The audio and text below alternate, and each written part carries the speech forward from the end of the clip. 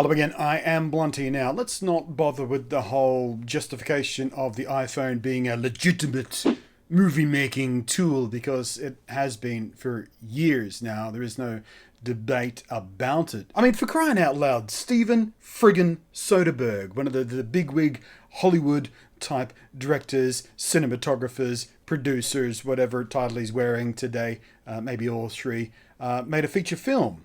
A really well-received feature film on the iPhone. And not only that, just to prove that he wasn't just doing it for a gimmick's sake, so, you know, he would get extra press going, hey, look, Soderbergh's using an iPhone to make a movie. No, he's done it again now with the Netflix feature. He's using an iPhone for, and he's out there sort of talking about, well, this is why I want to use it. It's not just a gimmick. There's a very specific look and a sort of energy and a mood to shooting with this versus these other cameras that I like and I find appropriate for telling this particular story and all that kind of stuff. So let's skip the whole thing. Except I didn't, did I? I think the point I was driving at is we can just accept that the iPhone for years now has been a very good camera, suitable for making all types of content, from sort of filming the kids in the backyard playing with the dog all the way up to making literal Hollywood feature films, everything in between.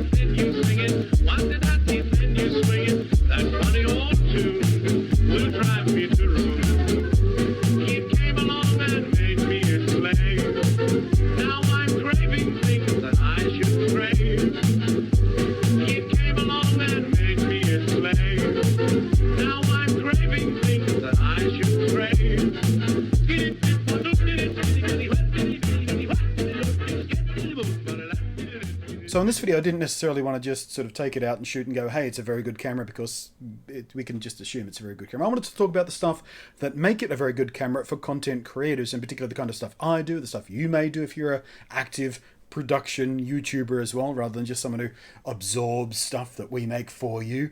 Happy either way. But there's a couple of features on this iPhone, and yes, I know, let's not do the Android versus iPhone thing as well. It's okay for other people to like things that you don't necessarily like, and other people to think that this is a better tool than you think it is. It's fine. Live and let live. Don't want the argument. But for YouTubers and vloggers and Instagrammers and mini documentary makers and I'm rambling here. There's quite a bit to like about the new iPhone, specifically around the new cameras, specifically around the new sort of holy trio of cameras being ultra wide, regular wide, and sort of short telephoto kind of combination. Now, we had that combination in the last generation of phone, being we had the regular thing and the telephoto, and that was a wonderful boon and flexibility and what we could do and things like that. And you could also just slam on one of those sort of little clip-on ultra wides or fisheye lenses to the regular camera to get that thing. And what this does is sort of give you that similar flexibility, but even faster.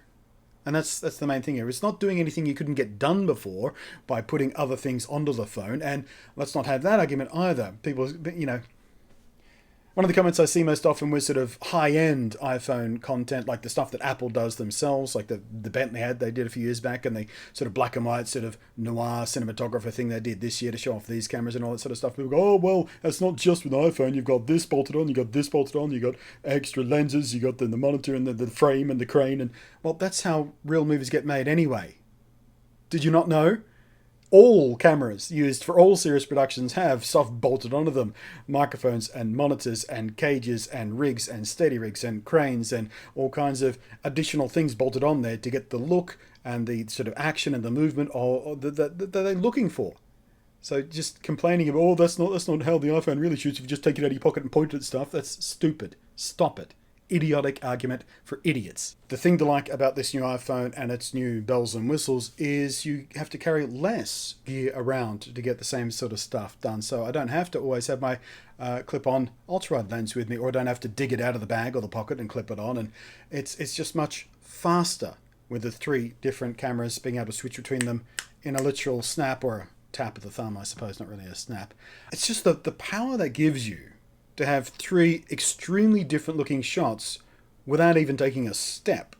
I mean, some of these comparisons I've moved back and forth maybe a step or 2 for the framing's sake, or I've tilted up or down for the framing's sake, but point is, I didn't have to step way back, I didn't have to step way in. I could just stand where I am looking for the shot and the angle, and sort of get 3 very different looking shots all at once in a matter of just an instant, basically. There's no re-rigging required that I would normally have to do with the older generation phones that has sort of 1 or 2 cameras on them. And that's sort of where it all boils down to for me, and why the decision to get the iPhone 11 Pro Max. Sorry, every time I say, I have to slow down and think about the order of the words. iPhone 11 Pro Max. And playing around with it in the last sort of day and a half since it arrived has proven that to me. The words that come to mind are power, speed, flexibility, utility. You've got the super slow-mo on the main camera and on the telephoto, unfortunately not on the ultra-wide for whatever reason. And you've also got the slow-mo stuff on the front-facing camera for the slow-fi. And I'm kind of growing on that word. I had an instinctual reaction that many people had, slow-fi, what a stupid little term for marketing and stuff. I'm started to like it.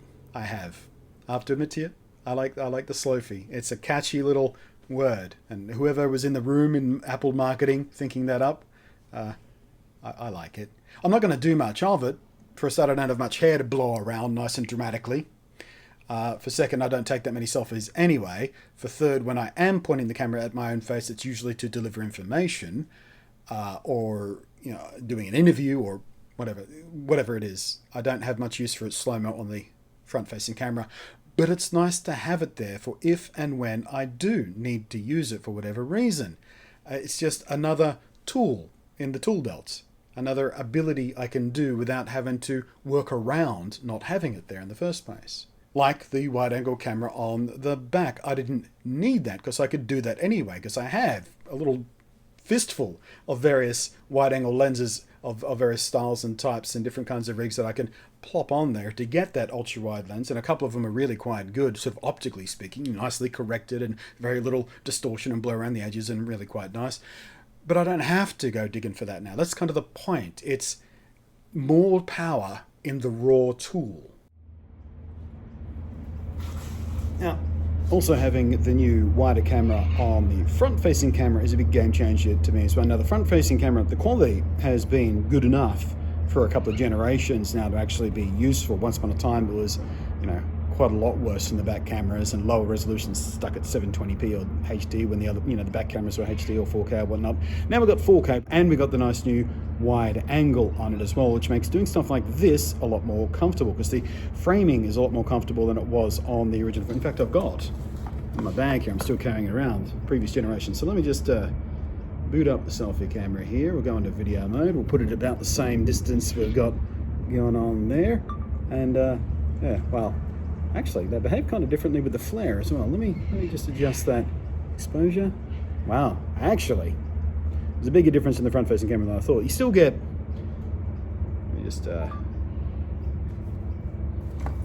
you still get the lens flare that's characteristic of the front-facing camera, just due to the difference in the glass that goes over the camera and the difference in the size of the lens and everything. You get that sort of plasticky kind of lens flare thing going on. Let me see if I can exaggerate it here for you. There we go.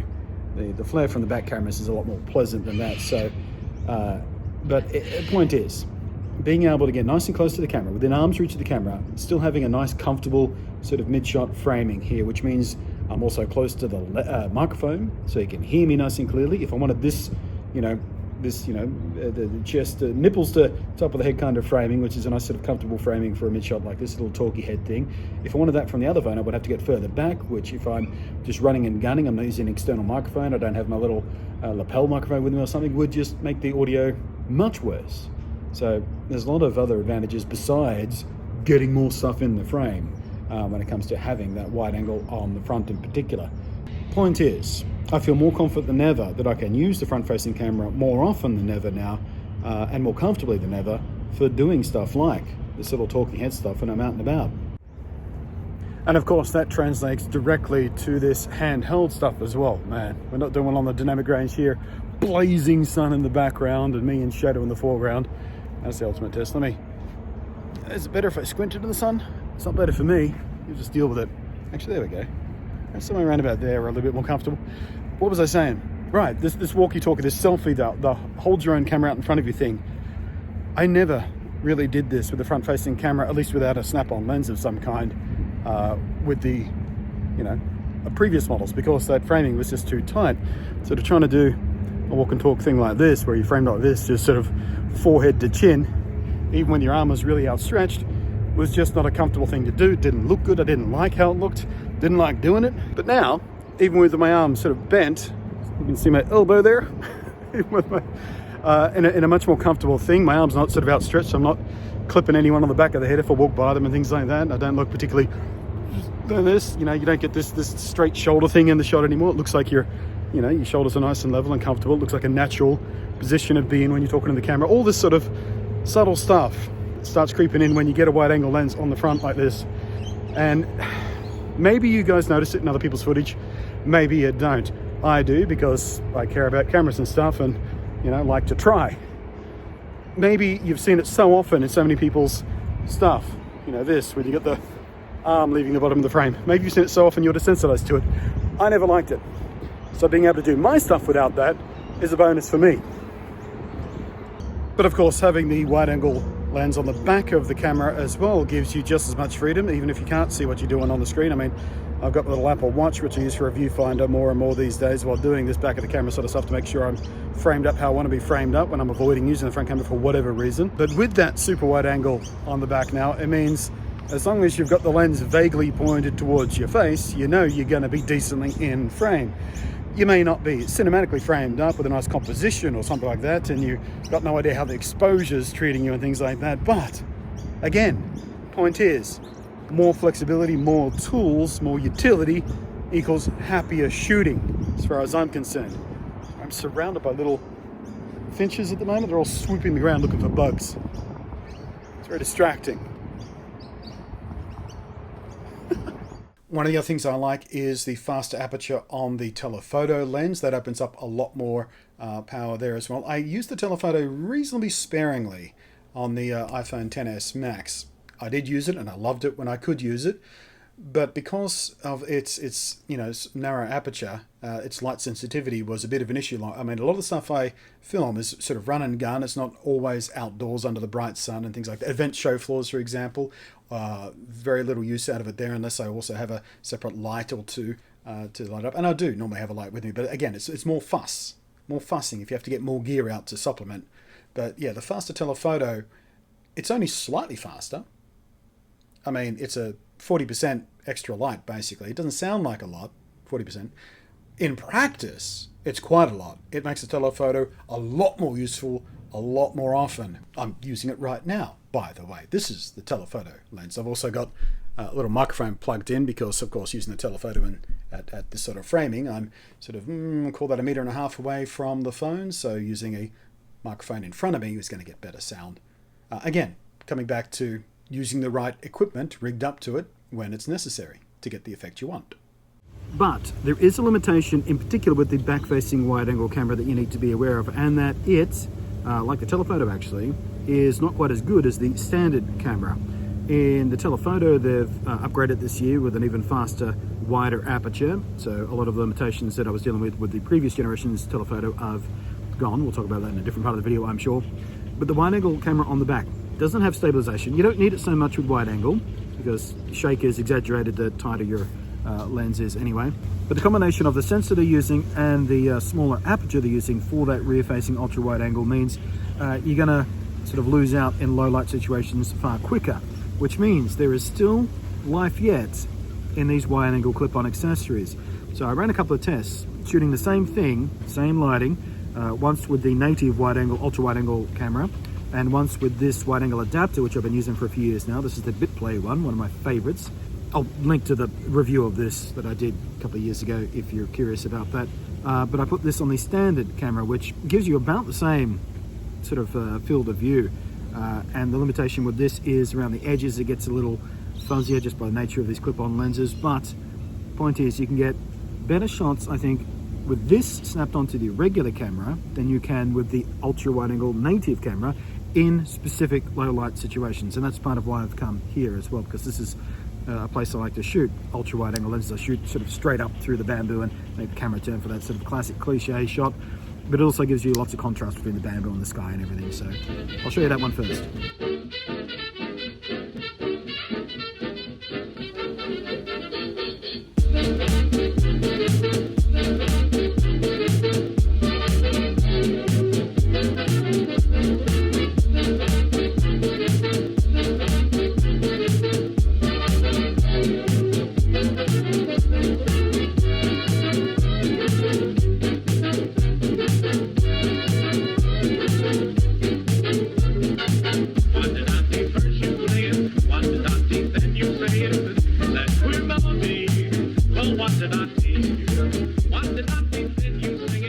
One thing the new lenses won't help you with, however, is if you're trying to record a piece of camera and some shit-kicking gardener decides to boot up the big old wood chipper and make it impossible to record any decent audio no matter what microphone or lenses you're using. So that's what I'm dealing with. How are you doing? He might be a while. Let's move on. So yeah, circling all the way back around to the iPhone 11 Pro Max. I nearly did backwards again. God damn it. Just pick one, Apple. Pro or Max? I mean, I get it. There's a Pro and then there's a Pro Max, but by the way, can we have a talk about the Pro thing? Almost all of the content I've seen about the Pro so far, people have gone, well, they call it the Pro, but it doesn't feel very professional. It's just a marketing term. It's just to set it apart from the other model because it has a few more features that are useful for professionals, for example.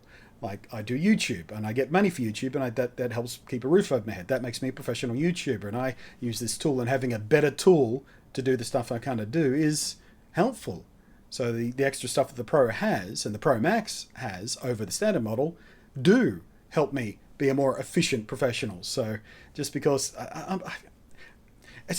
it smacks of people having an argument just to have an argument. They want to whine about something because they want to get both sides of the, fanboy wars arguing to each other. So they just have to find something to whine about, or have to find something to hang a hat on to go, oh look, they called it a Pro, but how pro is it really? Let's move the goalposts around so it's not Pro. So yeah, in many ways, on paper, it's not a huge leap forward above the previous model. iPhones rarely are. But every year we get people going, oh, that's not very revolutionary.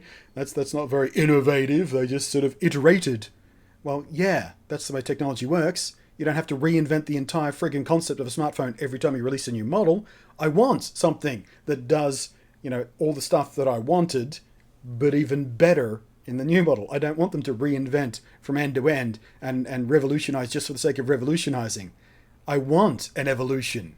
I want things to get better and better and better, and when something, technology enables a new feature, then I'm more than happy to have that smacked in there. But at the end of the day, I'm excited about this new tool. Very nice smartphone. I love the way it feels and looks too. I got the white one. I can't show it to you because I'm filming with it. But in person, it looks even better than the press shots, which is, not always true of Apple products.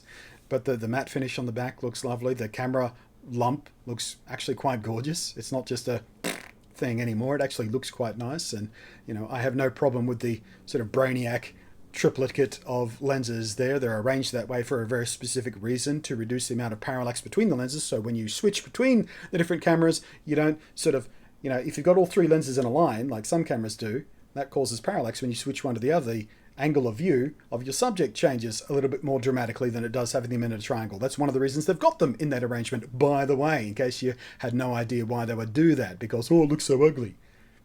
It works better. Who cares if it's a bit uglier than a nice little lineup of lenses? The other thing they've done with that triplicate of cameras that I've heard mentioned before, but it really came through when I was doing my testing, is they've calibrated them all the same way. So you don't get a dramatic, in fact, there's an infinitesimal shift in sort of color cast and white balance, and the behavior of the cameras is seamless as they can make it right now with the stuff they're using. So when you do switch between them, it doesn't feel like a separate camera. It just feels like a new shot with a different lens, even though it is 3 different sensors. So anything I don't like. I don't like that the ultra-wide angle lens doesn't have any stabilization.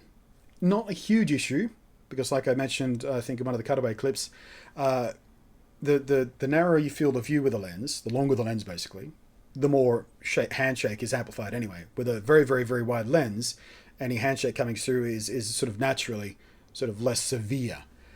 The reason I would like it there is because I would like to have the low light night shot mode on the ultra wide as well. That's one of the reasons it's not there, because you need, when you're handheld shooting and it's doing a long exposure or stacking exposures, you want those exposures to be framed up as close as possible. So they use the stabilization in the other 2 cameras to compensate for any handshake that's happening during that long exposure.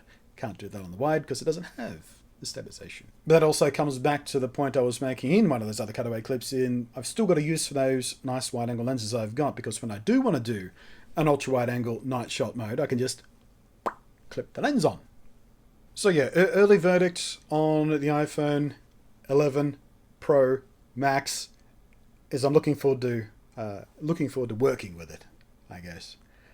Very excited about it, impressed with it so far, very happy with sort of the general performance as a camera, as a base. I like the new iOS 13 editing stuff as well. I haven't done much of that yet, but it's a whole new window of power right there sitting, so I can just set stuff up, prepare for the edit, all that kind of stuff. So, what do you reckon?